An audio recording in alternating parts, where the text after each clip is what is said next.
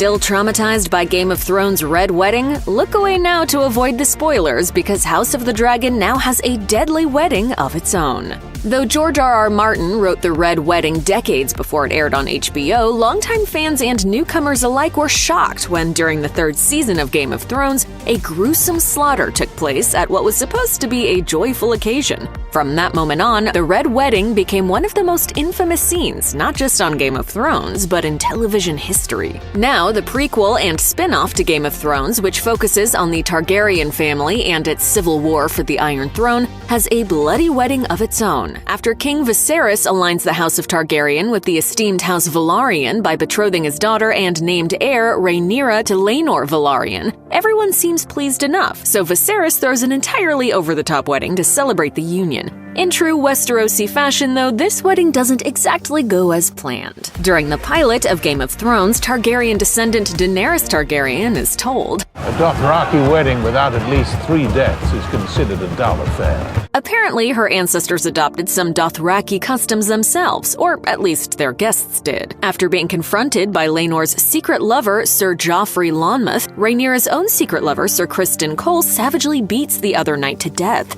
pummeling him until he doesn't have a face anymore. The ensuing brawl among the guests definitely has some serious Red Wedding energy. Though it's not quite as pointed as the Red Wedding, it's still a joyful ceremony gone horribly wrong. To make matters worse, Viserys ends up collapsing as soon as Rhaenyra and Laenor are officially married. His fate isn't currently certain, but it's not likely to help the fragile state of the kingdom. In case you forgot what actually happened during the Red Wedding, here's a refresher. In the wake of Ned Stark's execution at the hands of sadistic incest baby King Joffrey Baratheon, King in the North, Robb Stark, marches south for vengeance. In order to build his army and secure passage across a crucial river, Robb enters into a strategic marriage. Though he's promised to one of the many daughters of important ally Walder Frey, Robb strays off the path set for him by his mother and marries Talisa, with whom he has fallen in love. Walder Frey puts on a brave face about the whole thing and accepts Edmure Tully for one of his daughters instead. Secretly, though, he aligns himself with the Lannisters and Boltons and plans to wipe out the Starks. As Edmure and his bride are taken to their wedding bed, Walder Frey locks the doors behind Robb, Catelyn, and Talisa. They're all brutally killed soon after.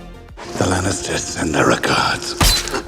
The scene in House of the Dragon isn't quite as dramatically bloody as the Red Wedding, but there's a distinct similarity that can't be overlooked. Just as Walder Frey settles for Edmure, Lord Corlys Velaryon and his wife Rhaenys originally want to marry their daughter to Viserys, but settle for their son becoming king consort to the presumed future queen instead. Clearly, bad things happen when people don't get their first choice.